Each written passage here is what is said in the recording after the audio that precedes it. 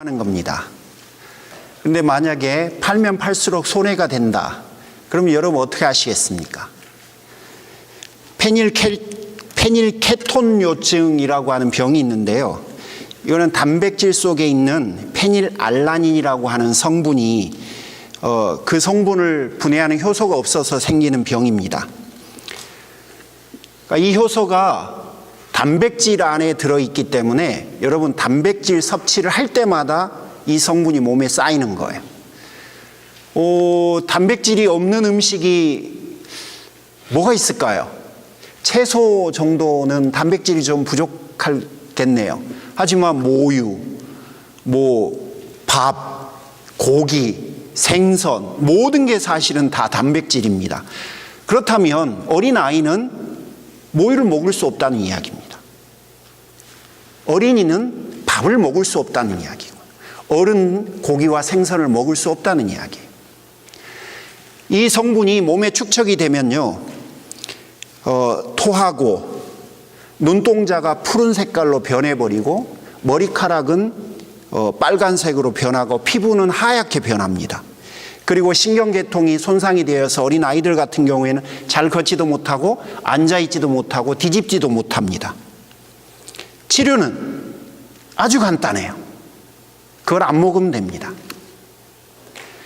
그런데 여러분, 어떻게 안 먹고 살 수 있죠? 그 성분이 단백질을 안 먹고 사람이 어떻게 살 수 있겠어요?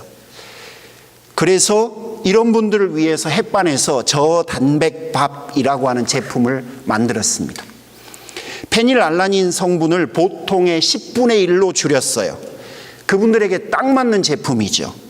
근데 이 제품의 개발비가 약 8억 정도 들어갔는데 여러분 1년의 매출액이 5천만 원 정도밖에 안 됩니다.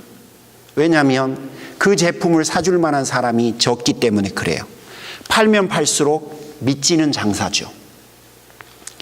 혹시 여러분 사회적 기업이라고 들어보셨습니까? 우리가 사는 이 동네에도 꽤 있고요.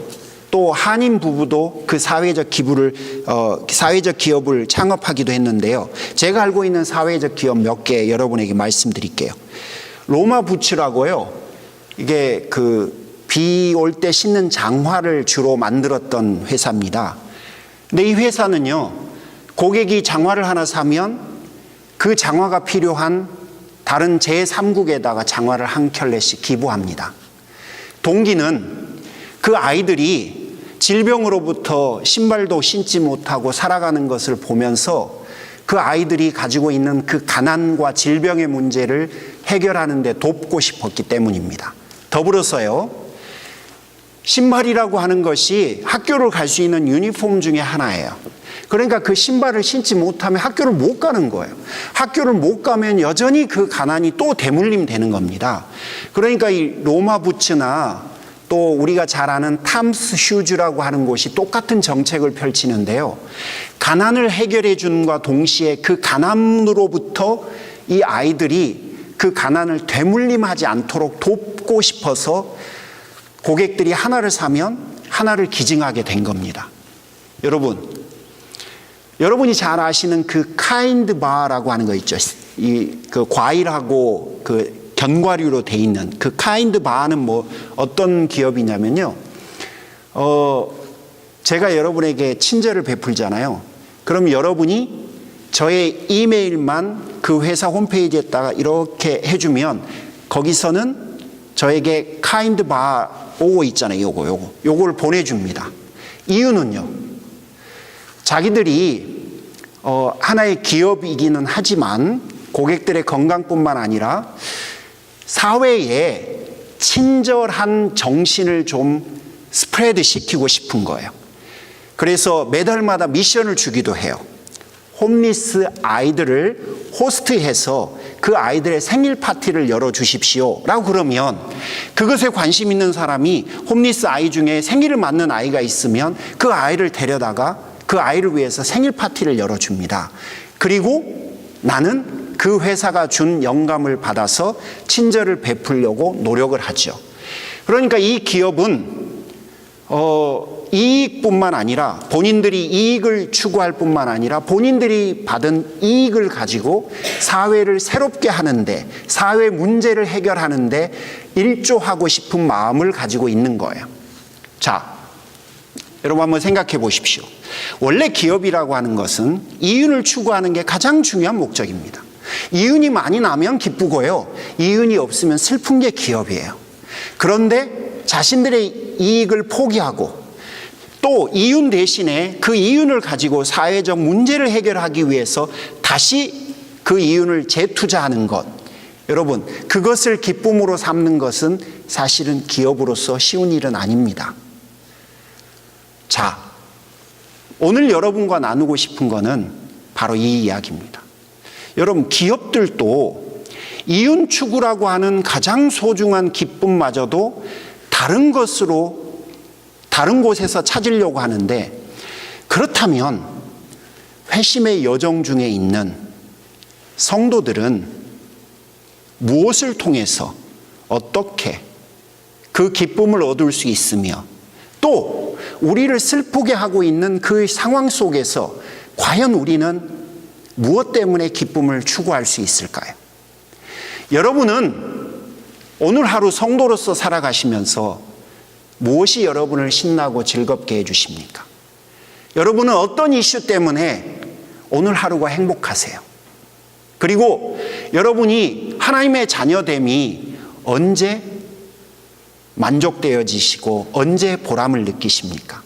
자, 오늘은 바로 그 기쁨에 관한 이야기를 여러분과 하고 싶습니다.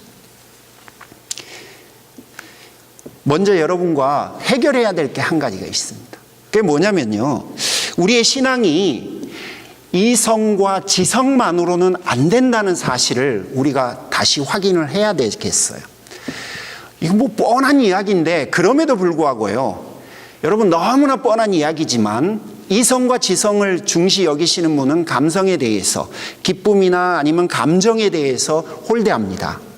그리고 감정과 경험에 대해서 중요시 여기는 분들은 이성과 지성을 무시합니다. 그런 거는 내 마음을, 우리의 삶을 움직일 수 없다라고 말을 해요. 하지만 여러분 한번 생각해 보십시오. 어린 자녀들에게 공부 열심히 해야 돼, 그래야 너가 나중에 이러이러할 수 있어 라고 논리를 갖고 여러분 그 아이들을 설득해 보십시오. 그 논리만 가지고 설득이 되던가요? 여러분 부모님이시잖아요. 내가 가지고 있는 부모로서의 책임감, 부모로서의 사명감 다 이해할 수 있어요. 그런데 그것만으로 지금까지 자녀들을 키워오실 수 있으셨어요? 아니죠. 양념이 필요하죠. 자녀들에게도 공부해야만 하는 당위성을 아무리 설득해봐야 여러분 그게요, 아이들이 고개 돌려버려요. 부모도 마찬가지죠. 내가 아무리 부모로서 책임감을 가지고 의무감과 책임감을 가지고 있다 하더라도요, 아이들이 종종 우리에게 기쁨을 주지 않으면요, 우리 지쳐요. 그런 일이 없으면요, 마음속으로도 내 자식이라 하더라도 멀어져요. 똑같아요. 신앙의 여정도요, 이성과 지성만으로는 되지 않아요. 그래서 전 이렇게 생각합니다. 하나님 나라 복음이라고 하는 것을 우리가 진리로, 지적으로 접근해서 우리의 회심의 기초로 삼았어요. 그러므로 하나님 나라 복음을 지적으로 접근하는 것은 우리의 회심의 파운데이션이 될 수 있는 거예요. 그 파운데이션이 만들어지고 난 다음에 우리는 뭘 했냐면 회개를 통해서 예수님께로 방향을 전환했어요. 이제는 내가 걸어왔던 그 길이 아니라 내가 다른 길로 걸어가겠다고 이미 결단한 거예요. 그런데 그 여정을 걸어갈 때요, 감정과 감성은 우리에게 촉매제가 되어줍니다. 지치죠. 고단하죠. 괴롭죠. 그만하고 싶죠. 딴 길 없나? 눈을 돌리고 싶어 해요. 그때마다 바로 이 감정이, 이 감성이 우리에게 그 여정을 지속할 수 있도록 도와주는 촉매제가 될 수 있어요. 이게 없으면 우리 끝까지 못 가요. 이게 없으면 우리 회심의 여정을 마지막까지 갈 수가 없어요. 그러므로 여러분, 감성, 감정, 기쁨, 신앙인으로서 이거는 너무너무 중요해요. 자, 혹시 여러분이 오해하실까봐 제가 그 오해를 좀 먼저 해결하고 가야 될 것 같아요. 제가 여기서 말하고 있는 감성, 감정, 기쁨 이런 단어는요, 여러분 단순한 감정적인 터치와 구분해야 돼요. 제가 여러분에게 아주 감동적인 예화를 하나 딱 드리면 여러분이 그 감동적인 예화 때문에 가슴이 뭉클해지실 수 있어요. 그런 것과는 다르다는 이야기예요. 중고등부 수련회를 한국에서 그 중고등부 목사로서 몇 번 인도한 적이 있는데요. 그때 그 수련회에서 말하는 은혜는요, 은혜의 척도가 뭐냐면 아이들이 몇 명이나 얼만큼 울었냐는 거예요.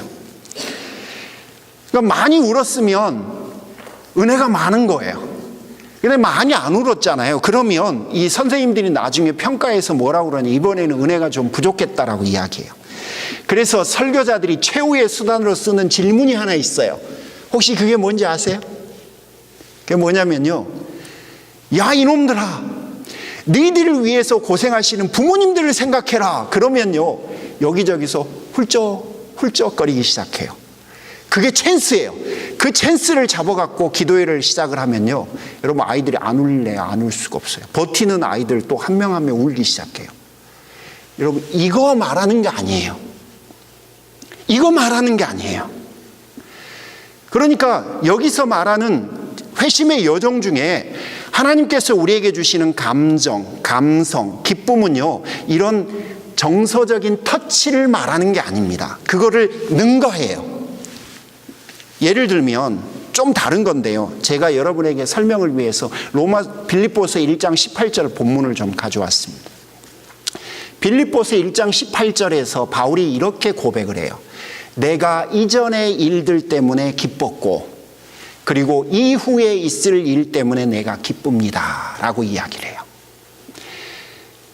자, 이 말을 이해하기 위해서 여러분이 그 당시에 좀 컨텍스트를 조금만 이해하시면 좋겠어요. 짧게 말씀드릴게요. 바울은요, 로마 황제를 퀴리오스 황제라고 하지 않고 예수님을 퀴리오스라고 했다고 하는 죄 때문에 지금 로마 황제 앞에 가서 재판을 받아야 돼요. 그러니까 지금 죄인이야 라고 해갖고 감옥에 갇힌 게 아니라요, 황제 앞에 가서 재판받을 준비를 하기 위해서 미결수의 신분으로 지금 가택연금 당해 있는 거예요. 자, 그런데 죄목이 뭐예요? 죄목이 로마 황제를 황제라고 하지 않고 예수를 황제라고 한, 다른 말로 하면 황제에 대한 반역죄예요. 그런데 그걸 누구한테 가서 심리를 받는다고요? 황제 앞에 가서 받아야 돼요. 그럼 황제가 좋아하겠어요? 좋아할 리가 없죠. 근데 지금 상황이 딱 그거예요. 그런데 바울이 뭐라고 하냐면 내가 기뻤고 또 앞으로 나는 기쁠 거다, 이렇게 말을 해요. 여러분, 이게 받아들여지십니까? 이게 오늘 우리가 이야기하고 싶은 감정이에요. 이게 바로 오늘 우리가 이야기하고 싶은 기쁨이에요. 다른 말로 표현하면요, 사업이 망했는데 우리가 실족하지 않아요. 죽을 뻥에 걸렸는데 나에게 평안이 와요. 도대체 이런 일이 어떻게 가능하냐는 거예요. 그게 바로 회심의 여정 중에 있는 성도들에게 임하는 감성이고 감정이고 기쁨이에요. 제럴드 시처라고 하는 교수님에 대한 이야기 제가 한번 해드린 적이 있어요. 워싱턴주에 있는 대학의 교수인데요, 이분이 네이티브 아메리칸 레저베이션에서 주일날 그분들을 섬기고 돌아오는 길에 맞은편에서 온 차가, 트럭 운전사가 이게 음주운전을 하셨어요. 그래서 와이프는 임신까지 한 상황이었는데 음주운전을 했다는 게 이게 말이 안 되잖아요. 그런데 어찌됐든 결국 정면으로 추돌해 갖고 어머니, 자기 아내, 그리고 막내딸이 그 자리에서 즉사를 합니다. 여러분, 이분은 이제 그거를 받아내야 돼요. 받아들여내야 돼요. 고통스러운 시간을 보냈죠. 여러분, 이해할 수 있을까요? 여러분, 우리가 아무리 신앙인이어도 그런 상황에 처하면 그것이 쉽나요? 결코 쉬울 리가 없죠. 엄청난 고통의 시간들을 보냈죠. 그러다가 이분이 어느 날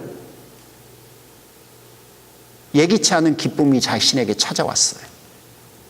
이유는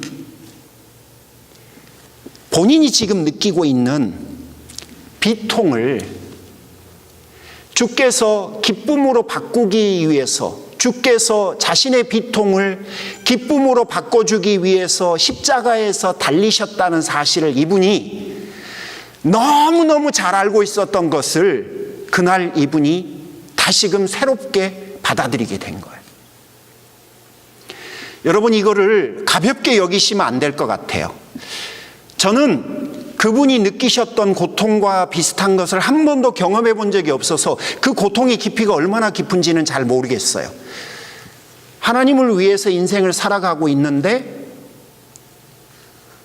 아내와 어머니와 막내딸이 하루아침에 사고에 의해서 생명을 잃게 됐고, 그러면 아버지로서, 아들로서, 또 남편으로서 그것들을 받아들여야 돼요.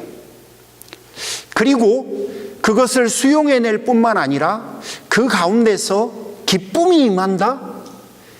여러분, 이게 과연 쉬운 일은 결코 아닐 거예요. 그런데 그분에게 예기치 않은 기쁨이 그 절망을 뚫고 그에게 다다른 거예요. 그리고 이분이 수용하고 받아들이고 그 가운데서 기쁨을 얻고 소망을 갖고 세월이 벌써 20년이 지났네요. 우리가 말하고자 하는 감성, 감정, 기쁨은 바로 그런 이야기예요. 설교를 들을 때 한 가지 예화를 듣고 가슴이 뭉클하고 또 누군가가 나에게 해준 말 한마디 때문에 내가 찡해지고, 여러분, 그런 거를 훨씬 뛰어넘고 능가하는, 우리의 삶의 위기 가운데 내가 도무지 소망이 없다고 할 때, 내가 아무런 것을 기대할 수 없는 그 상황 속에서 나를 향해서 뚫고 들어와서 내 감정 속에 사로잡는, 나도 그게 어디서부터 온지 모르는, 도대체 이런 상황 속에서 나에게 어떻게 그런 감정이 생기는지도 모르는 그런 기쁨, 확신, 이게 바로 회심의 여정 중에 있는 성도들에게 임하는 감정이고 감성이고 기쁨이에요. 여러분, 이게 회심의 과정 중에 있는 성도들에게는 옵니다. 그리고 그게 바로 내가 회심 과정 중에 있다는 것, 증거가 되는 거예요. 절망스러운 상황이 와서 누구나 절망할 수 있어요. 그런데 그 절망 중에, 고통 중에만 있으면 여러분, 퀘션을 붙이셔야 돼요. 내가 회심의 여정 중에 있는지 한번 물으셔야 돼요. 자, 오늘 본문에 이렇게 되어 있어요. 40절에 하나님은 우리와 영원한 언약을 맺으셨다. 우리를 영원히 떠나지 않으신다. 우리를 잘되게 하실 거다. 하나님께서 우리 마음속에 하나님을 경외하는 마음을 넣어주실 것이다. 그래서 우리도 주님을 떠나지 않을 것이다. 하나님과 우리는 친밀한 관계를 누리며 기뻐하게 될 것이다. 쭉 40절, 41절이 계속해서 우리에게 이야기를 해요. 물론 이 기쁨에 관한 이야기는 성경 안에서 수도 없이 많습니다. 이사야 62장 5절에 보면 신랑이 신부를 기뻐함 같이 내 하나님이 너를 기뻐하시리라. 스바냐 3장 17절 개역 개정판으로 읽어드릴게요. 너의 하나님 여호와가 너로 말미암아 기쁨을 이기지 못하시며 너를 잠잠히 사랑하시며 너로 말미암아 즐거이 부르며 기뻐하시리라. 여러분, 성경 안에는 수도 없이 하나님의 복음이 우리에게 기쁨을 선물한다고 되어져 있어요. 자, 그런데 우리의 관심은 과연 나에게 기쁨이 필요할 때 그 기쁨이 나에게 오느냐는 거예요. 반대로 왜 나에게는 그 기쁨이 안 오느냐는 거예요. 왜 하나요? 나에게는. 지금 그 의문을 우리가 해결해야 합니다. 자, 그렇다면 긍정적으로 한번 가보죠. 복음이 우리에게 기쁨을 선물해 주는 이유가 뭘까요? 나의 그 절망스럽고 비참한 환경으로 기쁨이라고 하는 것이 뚫고 들어와서 내 삶을 지배하는 이유가 뭘까요? 우리가 상식이 없는 사람이어서 그렇습니까? 그럴 리가요. 첫 번째 이유는요, 복음은 우리가 하나님으로부터 용서를 받았다는 확신을 주기 때문에 그렇습니다. 내가 하나님으로부터 용서받았다는 확신이 그 하나님 나라 복음 안에 담겨져 있기 때문에 여러분, 나에게 이 기쁨이 찾아오는 거예요. 만약에 우리가 용서받았다는 확신이 없으면요, 기쁨이 찾아오질 않습니다. 절망이 소망으로 바뀌고요, 비통이 기쁨으로 바뀌고요, 죽음이 생명으로 바뀌는 것은 복음 때문이에요. 이 복음이 내가 하나님께 사랑을 받고 있다는 사실을 일깨워줘요. 그러면요, 그 내가 사랑을 받고 있고 용서받았다고 하는 그 확신이 바로 나의 그 비통한 상황 속에서도 기쁨을 가져다 주는 원동력이 되는 거예요. 그러면 우리는 영혼의 힘을 받게 됩니다. 내 영혼이 힘을 얻게 돼요. 그리고 내 영혼이 그 복음 안에서 기쁨을 샘솟듯이 솟아오르게 만들어주는 거예요. 두 번째는요, 하나님에 대한 신뢰 때문에 그렇습니다. 하나님에 대한 신뢰가 우리에게 예기치 못한 기쁨을 선물해줘요. 반대로 하나님에 대한 신뢰가 부족하거나 없다면요, 여러분 결코 그 상황을 이겨낼 수가 없습니다. 그리고 기쁨이 찾아올 리 만무합니다. 왜냐하면 우리 눈이 하나님을 향한 신뢰를 보지 못하거든요. 그리고 우리가 하나님을 향해서 신뢰하지를 못합니다. 하나님을 향해서 신뢰하지 못하면 여러분, 우리는 결코 그 상황 속에서 기쁨을 발견할 수가 없습니다. 하나님의 임재를 맛볼 수도 없습니다. 그러면 하나님을 향한 신뢰뿐만 아니라 기쁨을 고백할 수도 없죠. 우리 안에 복음이 들어오면 우리는 하나님을 신뢰하게 돼요. 하나님을 신뢰하게 되면 여러분, 이제 그때부터는 나를 전적으로 그분께 맡겨요. 그분께 맡기면요, 그분이 나에게 주시는 기쁨이라고 하는 게 찾아옵니다. 여러분, 우리가 가진 건 유한해요. 하나님 무한하십니다. 그러면 우리가 누구의 것을 의지하면서 사는 게 낫겠습니까? 당연히 하나님이죠. 그런데 우리는 왜 이렇게 안 할까요? 당연하죠. 이 사실을 우리가 모르거나 믿지 않기 때문에 그렇습니다.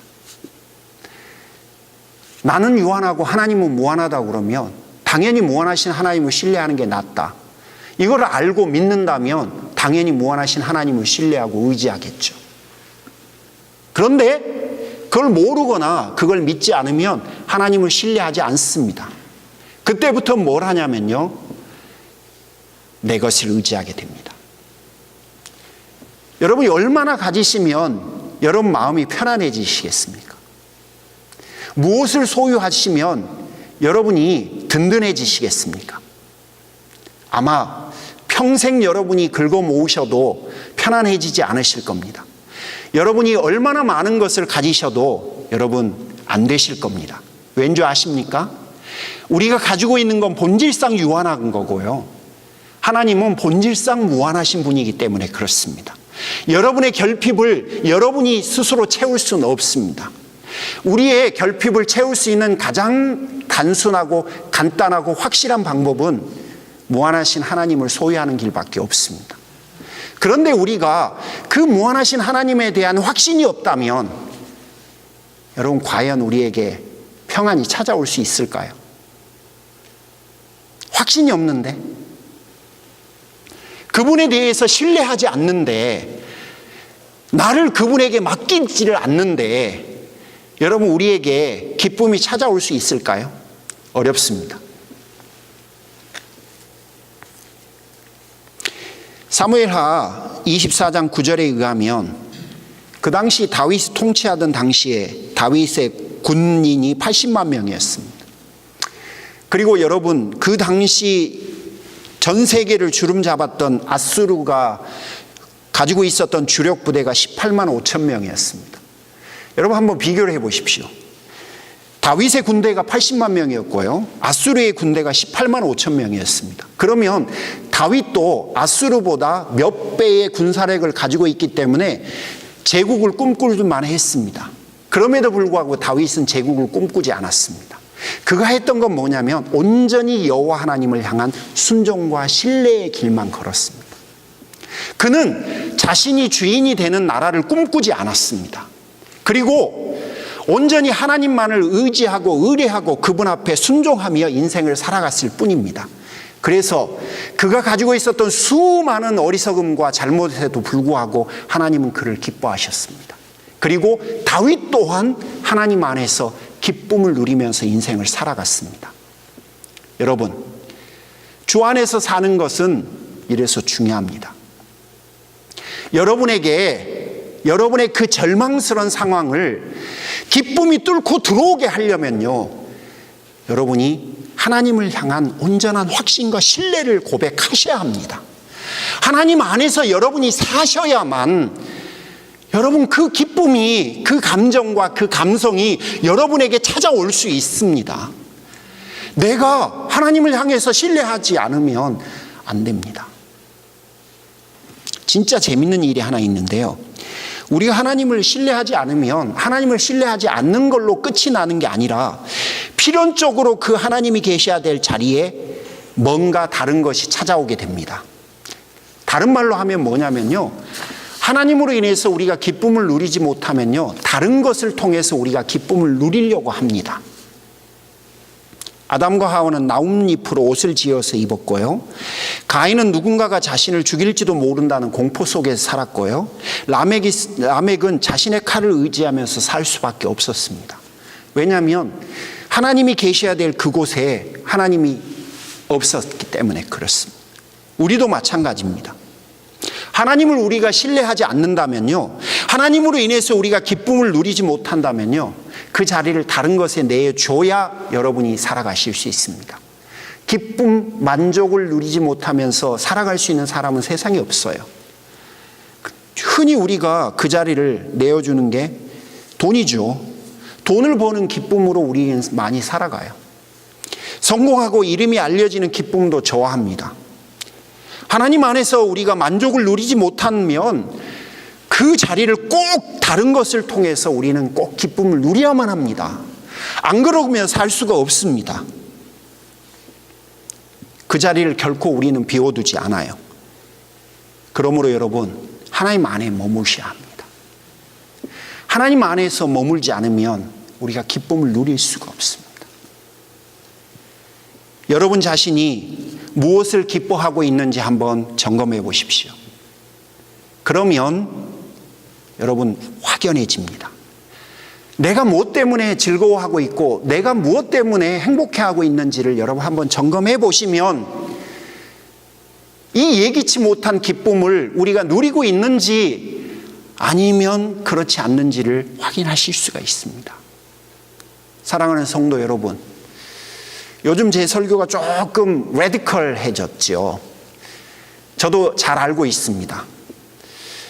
이유는 뭐냐면 이게요, 우리가 그냥 아니면 말고 그런 이슈가 아니라요, 죽고 사는 이슈이기 때문에 그렇습니다.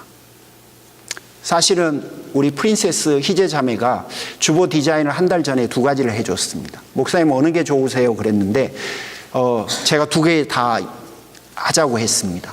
지난달에 여러분이 사용하셨던 디자인의 첫 번째 질문은 뭐였냐면, 여러분 변화되어 가고 계십니까? 라고 하는 매우 중립적이고 공손한 질문이었죠. 변화되어 가고 계십니까? 얼마나 기분 안 나쁘게 만들어요. 그런데 이번 달부터 여러분에게 드리고 있는 질문은 굉장히 공격적이에요. 그리고 여러분 그 이미지 한번 봐보세요. 그 이미지가요, 심장 박동수 벌떡벌떡 뛰는지 안 뛰는지를 여러분에게 지금 갖다 주고 있잖아요. 여러분 살아계십니까? 라고 아주 도전적인 질문을 던지잖아요. 이제 한 달 동안 여러분이 소화가 좀 되셨을 거라고 예상하고 여러분에게 질문을 바꿨어요. 여러분, 회심은